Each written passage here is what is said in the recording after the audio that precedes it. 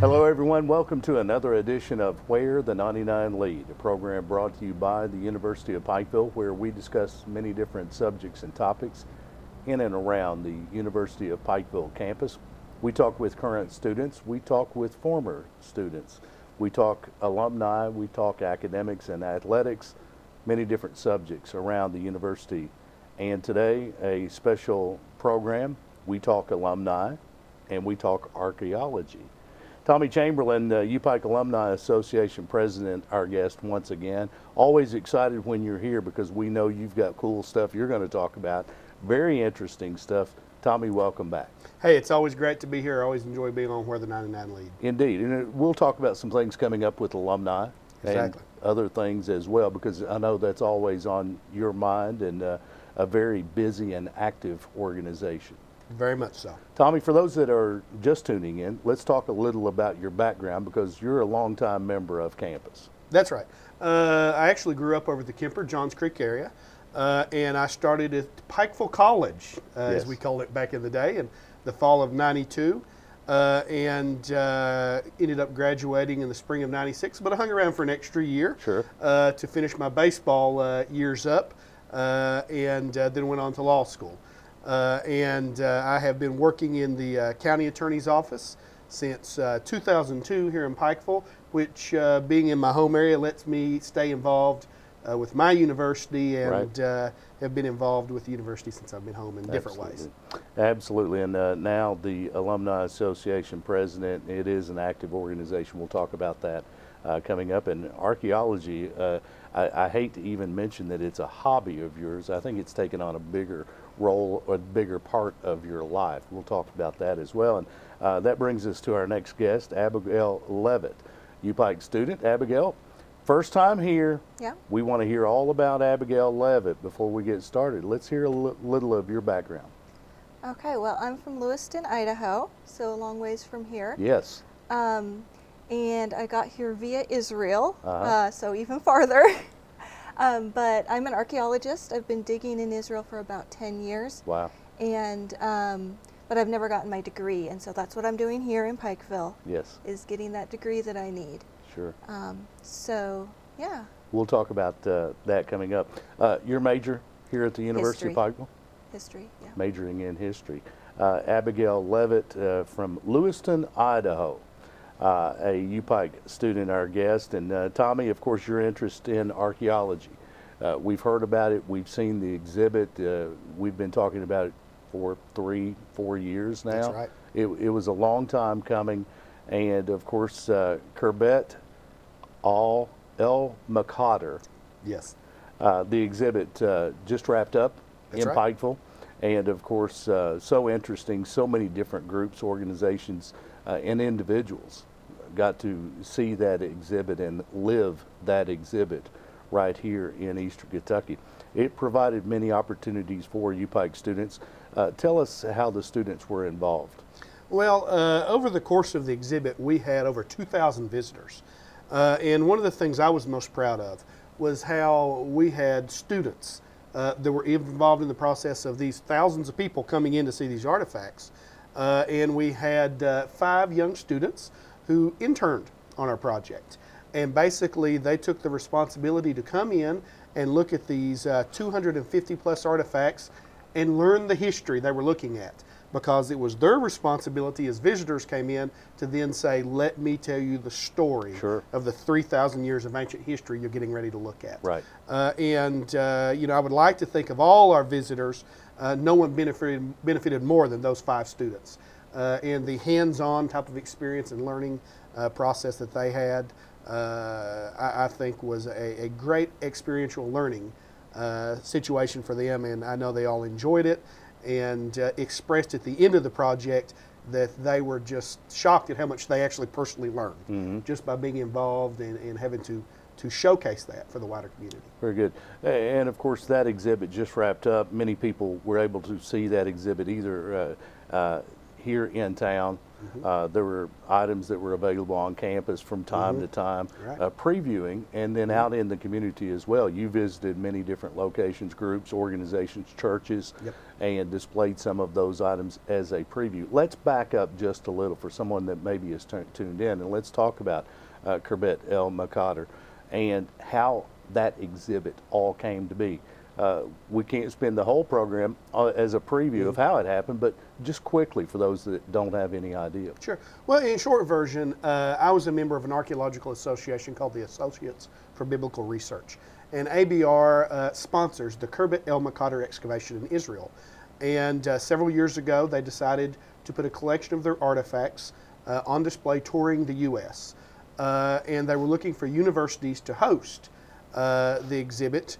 And I wrote in my role as University of Pikeville alumni president and said, how about the University of Pikeville in Pikeville, Kentucky? And got a very polite, we're not sure, you know, tell us more response. Well, they had been at that point in Dallas, Texas, near Chattanooga, Tennessee, was going to Montgomery, Alabama. So we're looking at larger metro areas. And we explained why small town America, why Pikeville was where they needed to come next. And they accepted. They said, we love your ideas. And when they granted us their exhibit, we found 2 museums that added an additional 200 artifacts. And then we had a large walk-through museum exhibit that came together for our community. And it was an incredible exhibit. How many items? In excess of 250. How about that? I don't remember the exact number, but it's up there. It's up there. We've talked about the benefit to the students, how students were involved. Talk about benefits to the community, those that got to experience that exhibit. What benefits do they take away from that? Well, you know, the way I think of it is where we're located here in Pikeville in small town America. A lot of times if we want as a person, or we want our children or young people to see history, or if we're particularly interested in ancient history, cultural experiences of that nature, we have to drive. And essentially, we have to drive 4+ hours usually to see anything like that, if not farther. So the one common response that I heard again and again and again at the exhibit was, I cannot believe this is in my hometown. This is in our community. And so that for me was the one thing I took away, was the ability for our local people to see history come to life. From the ancient world right here at home. Yeah, see, touch, and feel. I'll never forget the first time we talked about this exhibit, and you had some items that were here, and I'm holding something in my hand that's 2,000 years old. Very carefully holding something that is 2,000. I was scared to death, but to be able to put hands on something that relates to things that we've read about from, of course, the Bible, and your interest in biblical archaeology brings this all to be. And of course, archaeology is fascinating to me anyway, and it brings that to life, brings that history, brings the Bible to life in those types of archaeology in particular. Tommy Chamberlain, UPike alumni president, our guest, along with UPike student Abigail Leavitt. Been involved in archaeology for 10 years plus. You've worked in Israel. And now working on a degree in history. Abigail, got to go back to the beginning. What sparked your interest in archaeology? When I was a kid, we had a video about archaeology that I watched, and I was fascinated. And I thought that was, you know, really, really interesting, but I never imagined that it was something I would actually be able to do. So fast forward a little while, and I went on a volunteer work trip to Israel. And while I was there, we stopped for an afternoon at the Temple Mount Sifting Project. It's an archaeological project that they allow tourists and visitors to come and just work for a few hours and kind of experience archaeology. And I was hooked. So after I went back home, I looked up who had made that video. It was like the only link that I knew. I was like, somebody's digging over there, you know, and we had this video, and I looked it up. And it was Associates for Biblical Research. And so I looked up their website, and they were still digging, and they took volunteers. And so I volunteered and went and dug with them for a few weeks, and went back the next year, and the next year, and twice the next year. And eventually they put me on staff. They trained me, and so I'm a field trained archaeologist, and I'm the objects registrar on the dig as well as a square supervisor. Someone who has an interest in archaeology, had no idea you were going to end up there as a profession, may have dreamed of that, but had no idea how. How do you support yourself? How do you live as a working archaeologist? Unfortunately, it doesn't pay. Sure. So for the past many years, I have worked hard, and I lived with my parents for a long time just to save on rent, Right. and just sent myself to Israel. At this point, as I'm going to school and working to support myself and all that, ABR is graciously paid for the last several Wow. trips.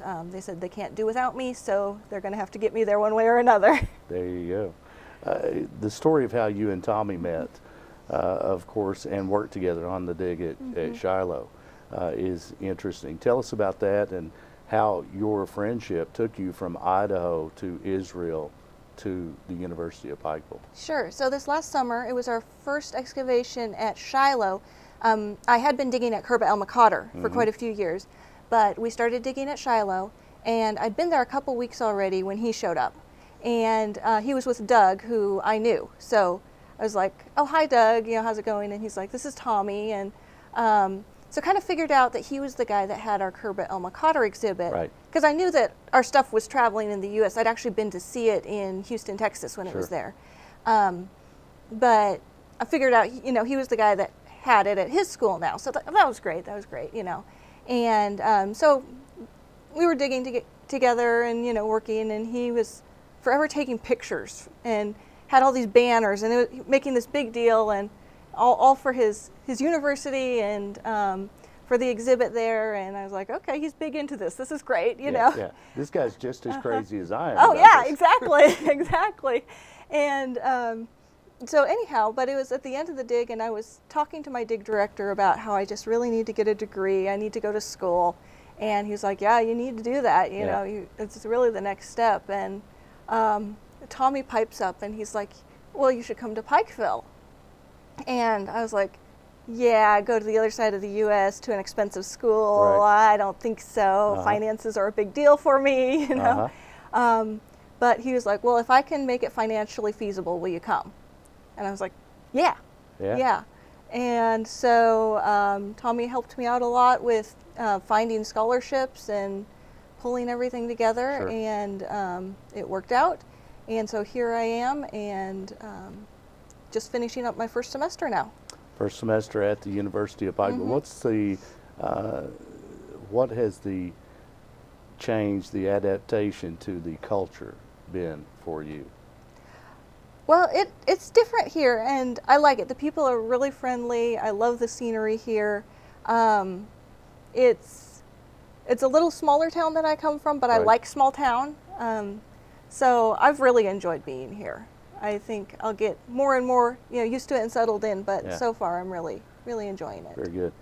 I have to back up just a bit as we talk about Kerba El Makader and that dig and the exhibit and those items that I held here a few years ago. We saw on the exhibit. As someone who's experiencing that for the first time as a dig, and you are a part of the process of actually unearthing those items, and they're being seen for the first time, and then you see those items on exhibit and see other people seeing those things. Explain that feeling. What's that like for you as an archaeologist? It's really fun. I've loved being here. I remember the first time he took me over to the museum, and I was like, wow, because I had seen it before, and he made it a lot more impressive. Like, I was like, wow, this is amazing. And then as I was going through, I was like, I found that. And I found that. And then, giving tours and just being able to talk to people about, I remember the day we dug that up, and it was so exciting. And it's just fun to share that with other people. And I've really enjoyed that. Finding an item during a dig. What's that like? Depends on the item. If it's a potsherd, we've already found 1,000 of them that day, and we're like, another potsherd. But something a little more special, coins, weapons, tools, it's fun. I always enjoy it, and especially seeing the first-time volunteers, because we get new volunteers every year, and seeing them discover things for the first time is even more fun than me discovering it myself, because I'm like, yeah, you found something that's 2,000, 4,000 years old, right, and you took it out of the dirt. That's so great, and it just makes memories for them and gives them things to share with their families sure, back home, and sure, it's just fun. It's got to be crazy exciting and an adrenaline rush, I would imagine. Yeah. And that draws you back, and draws Tommy back. That's right. And back and back. Tommy, when did you first realize you had a love for this archaeology? Probably 25 years ago. Okay. A lot of that probably came out of my faith, and I got interested in biblical archaeology. I love archaeology of all sorts. Right. But that was my first interest. And as I began to read about particular artifacts that had been discovered and how fascinating this information was, and it's something that I have had as a hobby, as you mentioned earlier, right, for 25 years. But a few years ago, it became more serious, something more than a hobby. And in order to do the exhibit right that we hosted here, I had to step it up and spend time in a lot more information, and so it's a step beyond that. And so just grows and grows with every find, exactly, with every trip, yep, with every exhibit. Exactly. Tommy Chamberlain, UPike Alumni Association President, our guest, and Abigail Leavitt, a UPike student, actually practicing archaeologist as well, discovered many of those items that you may have seen at the exhibit that just wrapped up this fall. Tommy, the most recent archaeology-related opportunity is in the classroom. UPike Professor of Religion, Dr. James Browning, developed a special topics course. It's called Archaeology Restoration, and they're working to assemble a piece of pottery that you recovered. That's right. During a dig in Israel this past summer. Let's talk about the day that you actually recovered the piece and the significance of that find. Well, it was actually the next to last day of the dig. And I had some point during the day thought to myself, this has been a fabulous experience. We found lots of potsherds, but personally, I hadn't found anything important, we'll say. Right. Great experience, whatever. Well, so as I come down, we're digging in a section along the Canaanite wall at Shiloh.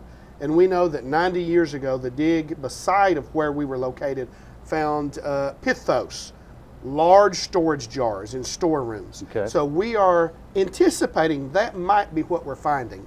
As I'm coming down, I come down and I find another piece of pottery. And at this point, I've done enough that I hear the trowel makes a noise now that I recognize. I stop and I see something curved in the ground. And I slow down and I really take my time. And 20 minutes later, I have a rim of a large storage jar that I know is, at this point, at least probably 3,000 years old. Okay. To say that was exciting is amazing. Literally found a piece of something we're looking for. And then I continued to dig, and I found the second part. Sure. A few minutes later, I found the third part. Right. And I had 3/4 of a rim of a large pithos. Right. And so, literally, the first person to see, touch these things in 3,000 years. Right. Well, as the day ends, I hear the director shout, start packing up, put things up, and I hear the sound again on the pottery, and I found the last piece of the rim. Wow. So what my square does is pack up around me and let me finish and get that piece. And we have an entire rim, but what we just realize over that day and the next is we find a ton of pottery, ballpark maybe 125, 150 pieces in that area. Yes. And we begin to realize, hang on just a second, there might be more here than just the top, the rim of this thing. Right. Because another local resident over from Wise, Virginia, on the other end of our square, Doug, found the bottom of that vessel. Wow. And long story short, there was so much of it, it appeared it may all be there, that the head archaeologist, Dr. Scott Stripling, decided that, yes, this thing might be restorable. And since a University of Pikeville person found maybe 80% of it, let's let it go back to the University of Pikeville, and let's let the students at UPike Sure. restore this item. Now, what was exciting was whenever we get a closer look at it, we realize it's a Middle Bronze II pot. This thing is somewhere around 3,700 years old. Yeah. And when it comes together, to our knowledge, it will be the oldest one in the world from the site of Shiloh that's complete. Okay, for those of us that have never been in the dirt, finding these things, working in the Middle East, how do you know that this is from 3,000, 4,000 years ago, as opposed to someone left this 2 weeks ago when they were there digging? How do you determine age?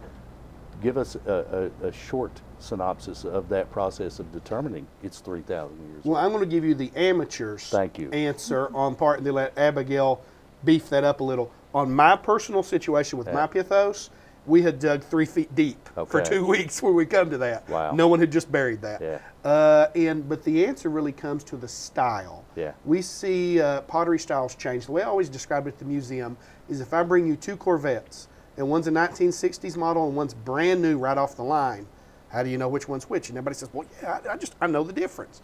And it's the style. Sure. And it's the same thing. And you see specific styles. Actually on this one, a first look at the archaeologist said this may be Middle Bronze. But Abigail did a little more study here and come up with a more specific date. So Abigail might be able to tell us a bit about that particular pithos. Yeah, let's talk about that, how you come up with a more exact date. And what's the importance of the rim of this pithos? Okay, so the rim for archaeologists is the most important part of the vessel because, as he was saying, the styles change, but a lot of it, it's a jar. It's going to be shaped like a jar. Sure. But the rim is what changes the most over the years. And so you can look at the rim and, for example, Bronze Age rims tend to evert, whereas Iron Age rims invert. So there's a clue, and a lot of it has to do with the shape, how thick it is, all these clues. And for me, when I was trying to date this particular vessel, I was able to go back to the previous excavation report. Israel Finkelstein published his findings, and he had dated all of them, and he does a pretty good job with that. And so basically, I looked through his book until I found one that matched. Yeah. And so, and I checked with our dig director, and he agreed that looked like it. So that was what gave us the Middle Bronze II date on it. Tommy, you got to bring it back to you, Pike. Special Topics course, Archaeology Restoration. So that's been going on all semester. It has. And Abigail is our lead student on that. And we've had 5 students, I believe now, involved in that project, along with students in other courses in some peripheral manner. But, you know, what you have to imagine is this table, let's say 15, 20 foot long, with 125, 150 pieces of pottery on it, and then you have to say, how do I put this back together in a 3D image? Yeah. It's one of the world's greatest puzzles. Sure. And we're excited because we're starting to see the finish line. And Abigail has been putting chunks, as I would call them, together, and we're to the point now that soon we're hoping to see this intact vessel come back to life. History return to life here at the University of And you'll Iowa. share that with us when it is completed. Oh, we plan to make a big deal of it. Yeah. So. Abigail, as a member of the Archaeology Restoration class, let's talk about the process. Okay, you've got a 15, 20-foot table. You've got hundreds of pieces laid out. You've got, large sections of the rim. You're identifying age. Now, you walk into Archaeology Restoration for the first time. Where does the class begin? What's the process? We started by watching some videos of restorations, because I've done a little bit of restoration on smaller vessels, but nothing on this scale. Sure. And of course, none of the other students had done anything like this. Right. And so we kind of did our homework in advance, and then it was a matter of just saying we've got a puzzle to put together. And a lot of it you can tell by how thick the piece is, because it's like thicker in some parts and thinner in others. And so you're like, oh, here's a fat piece and here's a fat piece. You know, there's no point trying a thin piece with a fat piece, you know, kind of thing. And then of course from the rim, that's easy to put together. The base also, you can be like, oh, this is from the base and this is from the base. So that was easy. And then just, kind of working up through the middle of it. And right now we have a lot of chunks, as Tommy was saying, that we know they all go together, but here's a chunk and here's a chunk, and we haven't quite made them connect yet, but they're going to go together. They're going to go together. Yeah. Coming to the end of the semester, give us a percentage. How close is it? I think we have about a third of it together, plus a lot of other chunks. Yes. So I would say in the ballpark of 2/3 of it getting close to ready to snap together. Yeah. And as I've been gluing it just today, I was gluing up the side of it, and I have a piece probably this tall and about so wide that all went together today. So that makes me feel good that it is coming together. And I don't know if we'll finish it completely by the end of the semester, Right. but we're going to get an impressive looking vessel at least. Very good. Abigail Leavitt, a UPike student practicing archaeologist, and Tommy Chamberlain, of course, many in the area very familiar with Tommy, UPike alumni president. And what do you call yourself now as an archaeologist? An apprentice archaeologist? Are you more advanced than that now? You know, I don't know, and that's something I want to get the answer to. I like the term amateur. To me, amateur to archaeologist. Me, you're an archaeology expert. For those of us that appreciate what you're doing, but have very little understanding what we do know, we've learned from the different programs and the exhibits, the things that you've brought back to us. So you're an expert to us, Guy. We'll tag you with that. Of course, we talk about the Pithos and the restoration project. How large will this be when it's completed? We think it'll be about 4 feet tall, give or take. We're not 100% sure because we don't have the entire length of it put back together, but it's going to be somewhere in that Very range. good. Tommy, how many digs have you been on now in the Middle East? Just a couple. One, a short volunteer day. I actually started my first dig, was exactly the same thing Abigail did at the Temple Mount Sifting Project. Yeah. And then the other was this last summer at Shiloh. Very good. And this is your most exciting find, I would imagine? By far. By far. So that encourages you to make the next trip. You got it. Excited about it. Have been offered to take a little more education and maybe get a little more involved on the staff level, and certainly considering that and want to take the time to do that. So. You're still a young guy, but I see retirement down the road for you and you doing this full time. That would be my dream. Yeah. That's what I'd like to do. I kind of see that. Abigail, what's next for you? You're working on a degree here at UPike. You'll continue to dig when you're given the opportunity, I'm sure, but what's next upon graduation? I would head for a master's degree in archaeology. I haven't quite figured out what school, but obviously UPike doesn't have an archaeology degree at this point. Right. So I'm looking into a few different schools, but yeah, gonna get that degree in archaeology and keep on digging. You'll keep digging. You'll keep digging, I'm sure.